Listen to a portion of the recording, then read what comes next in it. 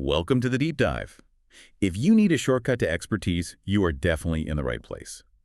Today, we're tackling something really critical and, quite technical.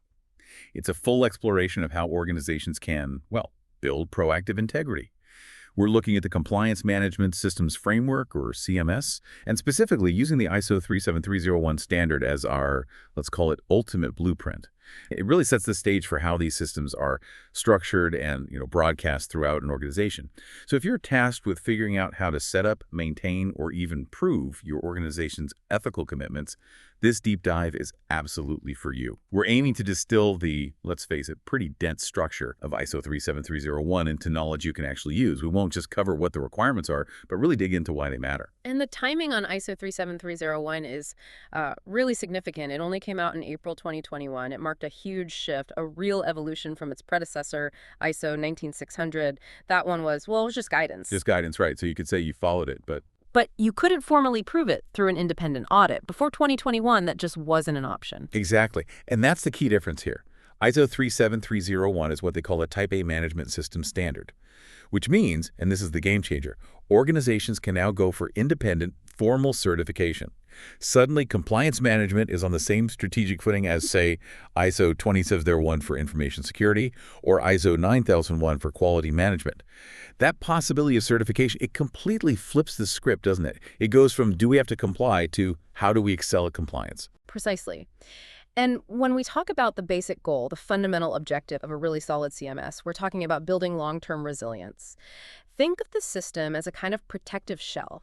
Its job is threefold. First, to proactively prevent non-compliance from happening in the first place. Second, to effectively detect issues, ideally the moment they pop up.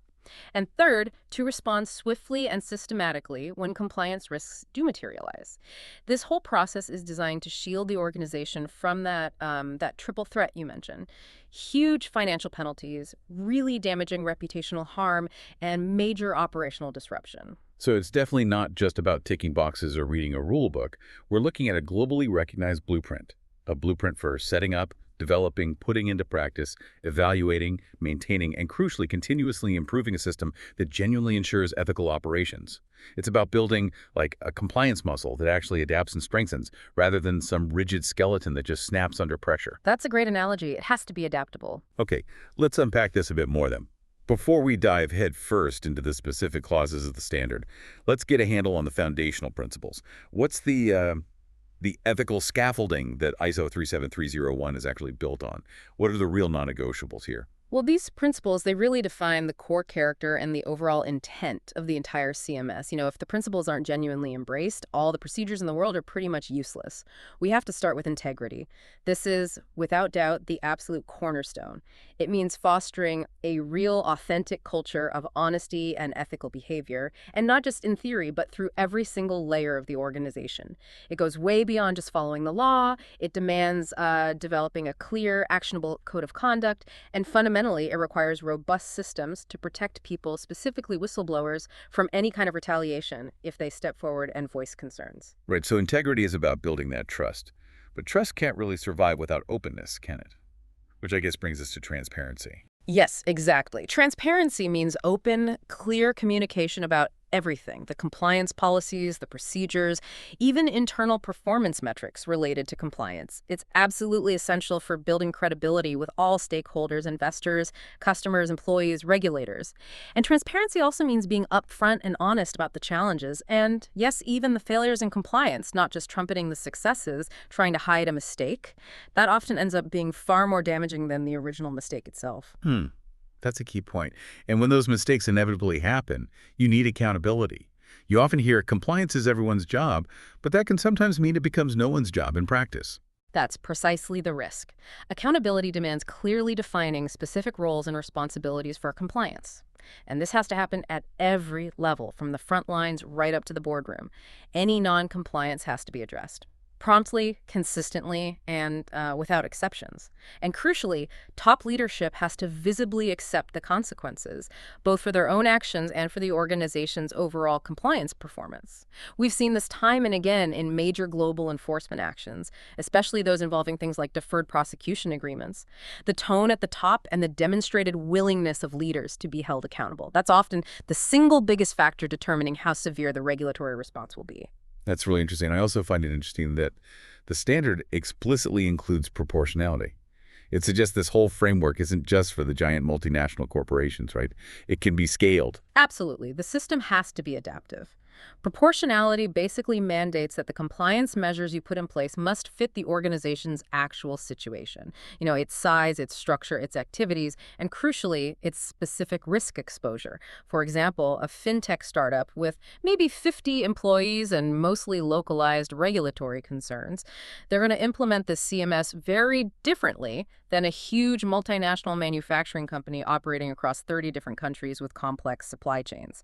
The focus has to be on putting resources where the risk is genuinely highest, constantly balancing the cost of controls against the potential impact of non-compliance. Okay.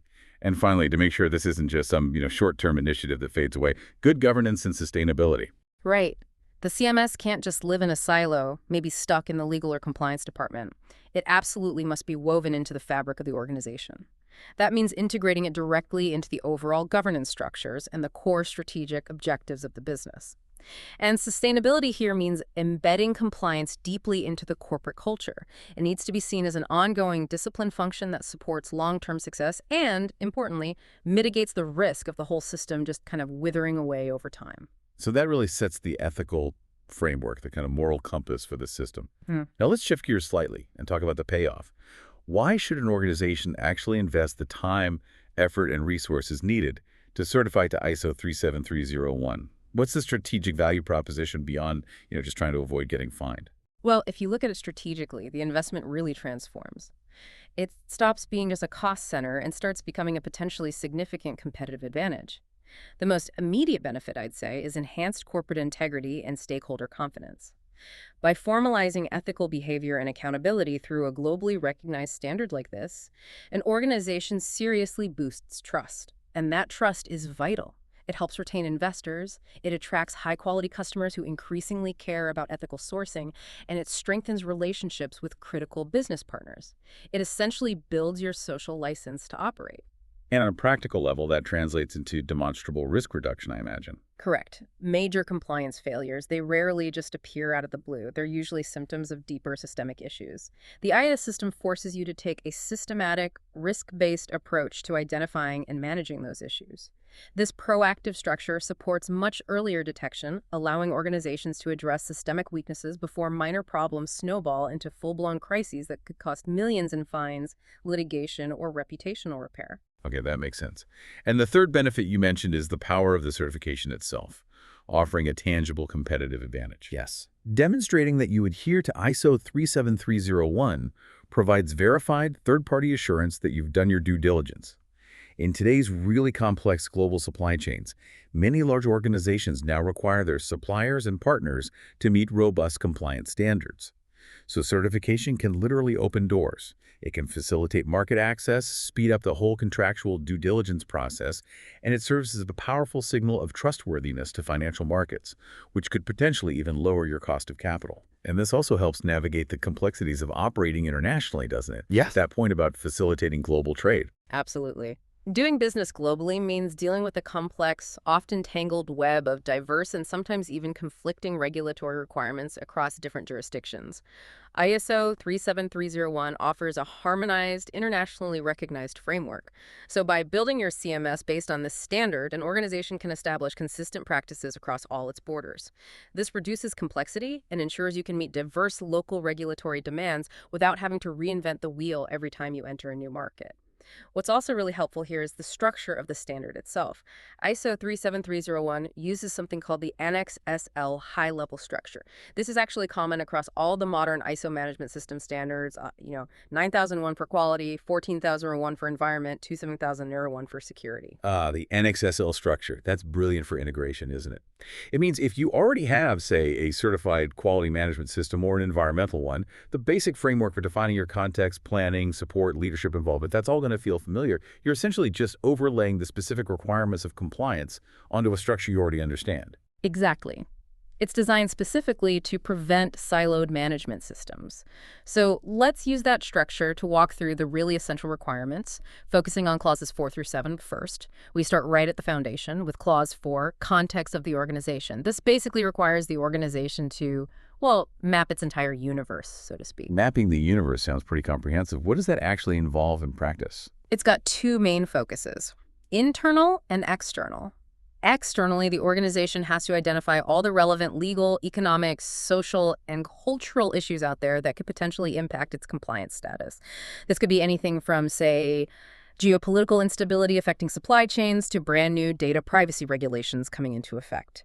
Internally, you need to assess your own organizational structure, its complexity, the resources you have, the competence of your people. You also have to identify all your interested parties, think regulators, customers, employees, suppliers, the community, and understand their specific compliance-related needs and expectations. And maybe most critically for certification, you must clearly define and document the scope of the CMS. What are its boundaries? Which functions, departments, locations are covered? Without a clearly defined scope, you simply can't audit it effectively. Okay, so once that context is thoroughly mapped out, we move up to clause 5, leadership. This sounds like where the ethical direction really comes from the top. Absolutely. Top management's commitment can't just be lip service. It has to be visible, tangible, and consistently demonstrated. They have to ensure the CMS is aligned with the overall business strategy and, crucially, that it's properly resourced. This clause specifically mandates establishing the compliance policy. This is a formal, documented statement committing the organization to meet all its compliance obligations, laws, regulations, internal codes, etc., and, very importantly, committing to the continual improvement of the compliance system itself. And I suppose that leadership commitment is only really effective if the authority to act is clearly delegated down the line. Precisely. Clause 5 requires clear definition of roles, responsibilities, and authorities related to compliance. The standard explicitly mandates a designated compliance function, or at least a compliance officer. And this role, or function, must not only have adequate authority to actually carry out its duties effectively, but it also needs sufficient organizational independence. That often means having a direct reporting line to top leadership or the governing body, allowing them to bypass operational lines of communication if necessary, especially if those lines might be compromised. Right, ensuring they can speak truth to power, essentially. Okay, moving on to clause 6, planning. This seems like where the risk intelligence gathered in clause 4 gets turned into a concrete, proactive strategy. That's exactly right. Planning is all about the actions you take to address the specific risks and opportunities identified during that clause 4 risk assessment process. You have to determine how you're going to mitigate specific compliance risks you've identified. This translates into setting measurable compliance objectives, actual targets for improvement. And these objectives need defined resources, specific timelines for achievement, and clear accountability assigned to individuals or teams. And finally, organizations must have a process to plan and control any changes to the CMS itself, doing it systematically to make sure no change inadvertently opens up a new compliance vulnerability. Makes sense. Then comes clause 7, support. You can have the most brilliant plan, the best policy, but if the resources aren't there to back it up, it's really just paper, isn't it? Clause 7 is the operational engine, the enabler. It's all about ensuring adequate resources are provided and consistently reviewed. This covers human resources having enough competent people. It covers necessary infrastructure, sufficient financial backing, and the right technological tools. A major focus here is on competence and awareness. You need a documented process to figure out what skills are needed for compliance-related roles, ensure people get effective training, and then evaluate whether that training actually resulted in the necessary competence. And awareness is key. All employees must be aware of the compliance policy, understand their specific roles in upholding it, and critically understand the potential consequences for themselves and the organization of noncompliance. It requires really detailed attention to making sure everyone gets it. And naturally, since we're talking about a certifiable standard, Meticulous record keeping or documented information control must be absolutely essential here. Oh, absolutely. Clause 7.5 lays out stringent requirements for controlling all documentation related to the CMS. This includes ensuring the confidentiality and integrity of sensitive records, having robust version control so nobody accidentally uses an outdated procedure, and implementing appropriate access control so only authorized personnel can view or modify certain documents. These documents, these records, they are the required evidence. They're the proof an auditor needs to see that the system isn't just designed well, but is actually operating effectively day to day. Okay, so we've set the strategy, we've allocated the resources, but the system really lives or dies in the everyday operations, doesn't it? Let's dig into Clause 8, operational controls. How does this clause turn all that policy and planning into concrete action? This is where it starts to feel really tangible, I think. Clause 8 is definitely the doing part of the standard. It dictates how all those compliance obligations, which stem from laws, regulations, industry codes, contracts, even internal policies, are actually embedded into every single day-to-day business process. This involves things like having documented procedures for operational planning and control, conducting rigorous due diligence on suppliers and third parties during procurement, and ensuring that new projects or initiatives are vetted for potential compliance risks before they launch, not after. We often talk about integrity as a core principle, but Clause 8 seems to force organizations to demonstrate that integrity through very specific internal mechanisms. I'm thinking particularly about the requirement for managing concerns, the whole whistleblowing and investigations piece. Yes, and this is a critically important detail, reflecting modern corporate governance expectations and regulations like Sarbanes-Oxley or the EU Whistleblower Directive. The standard explicitly requires organizations to have defined, accessible, and documented processes for internal reporting, essentially, whistleblowing channels. And just as importantly, it mandates protection for the individuals who raise those concerns. They must be shielded from any fear of retaliation. If employees don't feel safe raising issues internally, you can bet those issues will eventually surface externally, perhaps via regulators, lawsuits, or media, often causing much greater damage. That makes perfect sense. And when non-compliance incidents do occur, despite best efforts, the standard demands more than just quick fixes or damage control, right? Much more. Investigations into non-compliance must follow a defined process. They need to be timely, objective, thorough, and meticulously documented. But arguably the most crucial element here for long-term improvement is the mandate for root cause analysis, often called RCA. It is simply not enough to just fix the immediate symptom of the problem. The standard requires you to dig deeper, to identify the underlying systemic failure or weakness that allowed the breach to happen in the first place. Only by understanding the root cause can you implement truly effective corrective actions that prevent the same problem from happening again. This mechanism is vital for turning organizational failures into systemic improvements. That focus on deep, systematic analysis brings us neatly to risk assessment. It sounds incredibly challenging, almost like trying to find a needle in 1,000 haystacks, especially if you're a large, complex organization. How does the ISO standard actually guide organizations in figuring out where their biggest compliance vulnerabilities truly lie? Well, it doesn't prescribe one specific tool, but it does mandate using advanced structured techniques. The entire point of the risk assessment process, as outlined implicitly throughout the standard and especially feeding into Clause 6 planning, is the systematic identification and rigorous analysis of potential events or circumstances associated with non-compliance. You're essentially trying to quantify or at least qualify the likelihood of something going wrong and what the resulting impact would be if it did. Broadly speaking, we can categorize the assessment tools into two main types, usually based on the kind of data they rely on. First, you have qualitative risk assessment. This approach relies heavily on subjective input, things like expert interviews, workshops, internal surveys, maybe brainstorming sessions with key personnel. Okay, so it sounds flexible, Yeah. probably relatively quick to implement, but potentially influenced by individual biases or perspectives. Exactly. Qualitative methods are great for getting a broad understanding of the risk landscape and helping to prioritize areas for deeper investigation. But they generally lack the numerical precision needed for making really significant decisions about resource allocation or control investments. On the other hand, you have quantitative risk assessment. This is much more data-driven. It uses statistical methods, things like Monte Carlo simulations, sensitivity analysis, perhaps analyzing historical loss data. Quantitative assessment sounds very rigorous, very impressive, but I imagine it must be incredibly complex to set up and probably very hungry for reliable data. It certainly is. It offers objective, measurable assessments, providing much more precise data on potential financial losses or the likelihood of specific failure events. This can be invaluable. However, it requires extensive, clean, reliable historical data, often specialized software, and quite time-intensive modeling.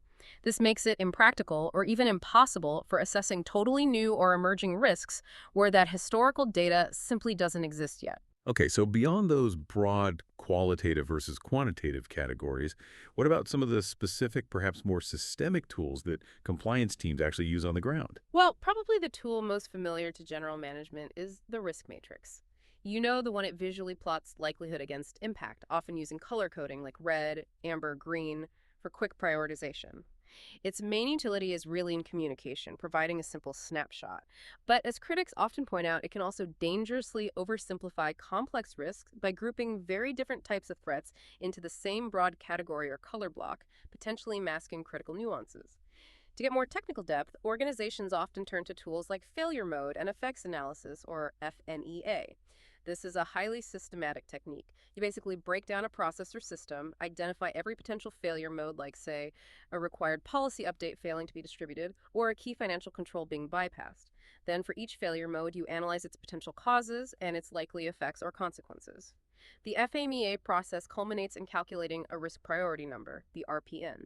This is typically derived by multiplying scores for severity, likelihood of occurrence, and likelihood of detection. This gives the organization a hard, numerical ranking, helping to focus attention and resources on the highest priority failure modes first. That level of detailed, systematic breakdown seems indispensable, especially for complex operational processes. What about the bow tie analysis? The name itself sounds intriguing, like it tells a story about risk. That's actually a great way to think about it. The bow tie analysis is a very powerful graphical method for visualizing risk pathways. Imagine a central knot in the bow tie that represents the specific risk event you're worried about, maybe something like a major data breach or a bribery incident. To the left of the knot, you map out the potential threats or causes that could lead to that event. Lines connect these threats to the central event, but they pass through your preventive controls, the barriers you have in place to stop the event from happening. Then, to the right of the knot, you map out the potential consequences if the event does occur. Lines lead away from the event towards these consequences, but they pass through your mitigative controls, things like your incident response plan or damage limitation strategies.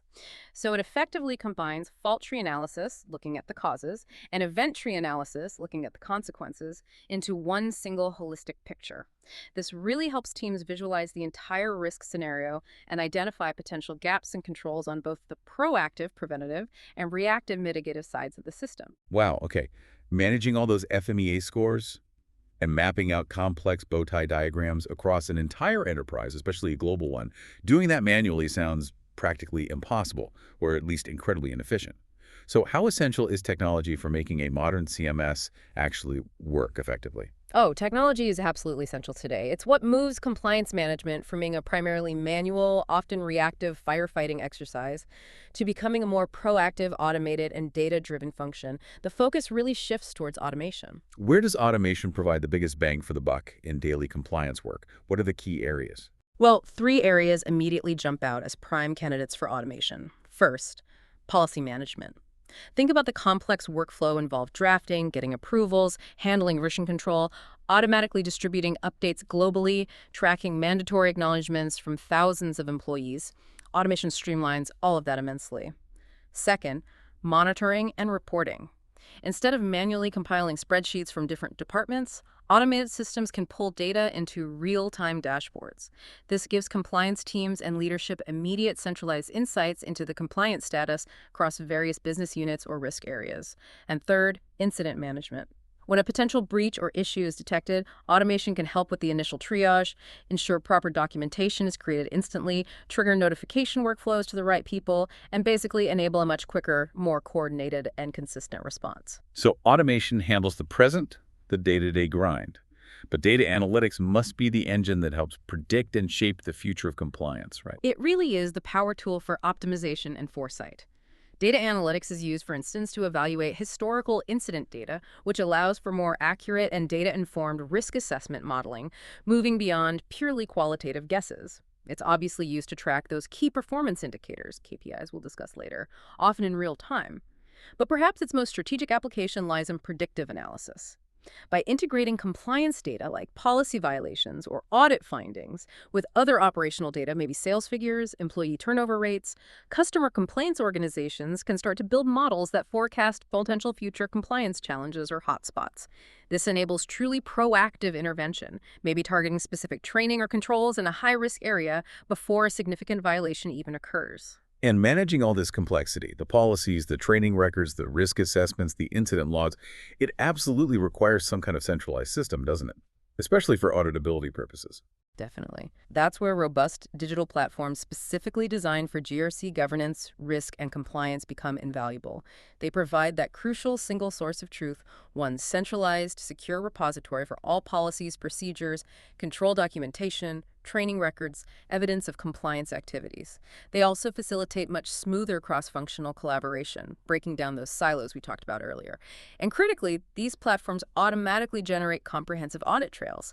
They record who did what, when, providing the specific, verifiable, documented evidence that ISO 37301 auditors need to see to confirm that the system isn't just a theoretical construct, but is actively being implemented, monitored, and maintained. We've covered the framework, the processes, the technology, but both of the source material we reviewed and ISO 37301 itself hammer home the point that culture is absolutely paramount. Clause 5.1 on leadership really emphasizes that policies and procedures are pretty much useless if people don't actually internalize the values behind them. So how does the standard actually mandate fostering that strong compliance culture? You're right. Culture truly is the bedrock of operational integrity. It's what dictates whether employees follow the rules and do the right thing, especially when nobody is watching. ISO 37301 doesn't just recommend, it mandates strategies designed to build genuine trust in ethical behavior, not just implement control systems. And that effort has to start right at the top, with visible leadership role modeling. Leaders, especially senior executives, must actively embody the organization's stated values. They need to integrate compliance into their core strategic conversations, not treat it as just a necessary evil or a cost to be minimized, and ensure their own personal behavior consistently reflects the code of conduct. If the executive team appears to cut ethical corners, that tone at the top inevitably permeates the entire organization and fundamentally undermines the whole system. And often one of the biggest cultural hurdles is that silo mentality, where different departments don't talk to each other, or perhaps worse, a fear of reprisal, where employees are afraid to speak up about potential problems. How does the CMS structure actively counter those common issues? It tackles them head-on, primarily through emphasizing empowerment and accountability throughout the organization. Employees need to feel two things at the same time. First, genuinely responsible for upholding compliance standards within their own roles. And second, empowered to make ethical decisions and, crucially, to report concerns or provide feedback without any fear of negative consequences. So organizations must actively work to break down those departmental silos, promoting the idea that compliance isn't just the legal team's problem, but an essential aspect of operational quality and everyone's responsibility. Creating a genuinely supportive environment where open-door policies are real and accessible, and where reporting channels are trusted directly counteracts that fear of retaliation and encourages internal reporting. So it's really about making compliance feel less like an external burden being imposed and more like an intrinsic, necessary part of doing the job well. Absolutely. That's the ultimate goal of integration. Compliance shouldn't be seen as some separate, annoying function that only pops up when audits are due or when something goes wrong. It needs to be woven into the fabric of the business, embedded into daily operational routines, included in decision-making processes like product development or market entry, and even reflected in performance evaluations and incentive structures. When it's truly integrated, it becomes part of the organizational DNA. This brings up a really important question, though. After investing all this significant effort and resource into building the structure, implementing technology, fostering the right culture, how do we actually know if all these policies and procedures, everything outlined in clauses 4 through 8, are genuinely working? Are they producing the desired ethical outcomes and effectively managing risk? That critical feedback loop is exactly what Clause 9 performance evaluation is all about. It's essential for knowing if the system is delivering. Right. This is where we get into the nitty-gritty of rigorous monitoring and measurement, defining the metrics, the KPIs, that actually prove the system is effective, not just busy. Precisely. Monitoring, measurement, analysis, and evaluation, these activities form the core feedback loop for the entire CMS. They are essential to ensure the system remains suitable for the organization's evolving context, adequate in its scope and depth, and demonstrably effective in actually managing compliance risks. The source materials we looked at, and good practice generally, define some critical characteristics for effective compliance key performance indicators, or KPIs. They really need to satisfy what you could call the SMART Bay criteria. They must be relevant to specific compliance objectives. They need to be measurable, ideally quantifiable, achievable, so not impossible targets, time-bound, with clear reporting periods, and crucially, they must be actionable. A KPI has to provide insight that actually drives decision-making, resource allocation, or process improvement. If a KPI doesn't lead to any action, it's basically just a piece of interesting trivia, not a useful management tool. Okay, can we look at some concrete examples? Yeah. Because measuring compliance outcomes isn't always straightforward. It's not like tracking sales figures. What kind of KPIs do organizations typically track? It can be challenging, but you can certainly track indicators that reflect both efficiency and effectiveness. For instance, organizations often track incident response time. How quickly is a potential non-compliance issue identified, contained, and investigated? This measures the efficiency of detection and response mechanisms. They also track things like compliance training completion rates and, perhaps more importantly, assessment scores from that training. This gives a measure of the organization's commitment to awareness and competence development, linking directly back to the requirements in Clause 7. An organization should also track leading indicators, not just lagging ones. For example, the ratio of internally self-reported issues compared to regulator-identified issues. A higher ratio of self-reporting generally indicates healthier internal detection and a culture where people feel safe raising concerns. And then there are the more obvious, perhaps negative, lagging indicators, like the frequency and severity of regulatory fines and penalties. That certainly tracks the ultimate financial and reputational impact of any breaches that do occur. Yes, tracking the direct financial impact is necessary, absolutely. But we also look at metrics like the compliance issue resolution rate. What percentage of identified issues are fully investigated and closed within a defined target timeframe? Or even the number of compliance audits conducted versus what was planned in the audit schedule. This measures the organization's commitment to internal oversight and continuous verification. Taken together, these kinds of metrics start to paint a picture for leadership, showing where the system is robust and, more importantly, where its weakest points might be. Okay, so once we've measured performance using these KPIs and inevitably identified some gaps or areas for improvement, the system needs to adapt and evolve. This brings us logically to Clause 10, which you call the engine of evolution, continuous improvement. That's right. A certified CMS, or any effective management system for that matter, can never be static. It's not a one-time project you complete and then shelve. The regulatory landscape is constantly shifting, new business risks emerge, societal expectations change. Therefore, continuous refinement isn't just good practice, it's mandatory under ISO 37301. The standard specifically requires organizations to systematically employ the classic PDCA cycle, Plan-Do-Check Act, to drive this ongoing improvement. Ah, the PDCA cycle, Deming's cycle. Let's just quickly break down how that systematic cycle works specifically within the compliance management framework. Sure. The process logically starts with plan. This is where you identify your compliance objectives for the next period, reassess risks, and develop or refine procedures based on inputs like audit findings or the outcomes of the management review process. Then comes do. This is the implementation phase. You roll out the updated processes, allocate the necessary resources, conduct training for affected employees. Next is check. This is where all that monitoring and measurement we just discussed comes into play. You monitor performance against your KPIs. You conduct internal audits as per Clause 9. You analyze the findings, looking for trends and deviations. And the final, absolutely critical step, making sure the loop closes. That is the act phase. This is where you take decisive, corrective, and preventive actions based on the check phase findings. If a systemic failure or a significant non-compliance occurred, you apply the insights gained from your root cause analysis, RCA, which links back to Clause 8, to refine the processes, update training, maybe reallocate resources, and apply those lessons learned across the entire organization where relevant. So the whole system constantly feeds itself. Monitoring identifies issues, investigation leads to root cause analysis, RCA informs planning, planning leads to changes in doing, and the cycle repeats. The benefits of embedding this continuous improvement mindset are really profound. It enables truly proactive risk management rather than reactive firefighting. It demonstrably enhances the organization's reputation by showing a sustained commitment to getting better. It can improve operational efficiency by identifying and streamlining redundant or ineffective controls. And ultimately, it ensures the organization remains adaptable and resilient in the face of unexpected regulatory shifts or emerging risks. And the ultimate check on the entire system, especially if you're aiming for certification, is the audit process itself, which is mandated under Clause 9. It sounds like you need robust internal checks long before any external auditor ever walks through the door. Absolutely. Internal audits are a mandatory requirement.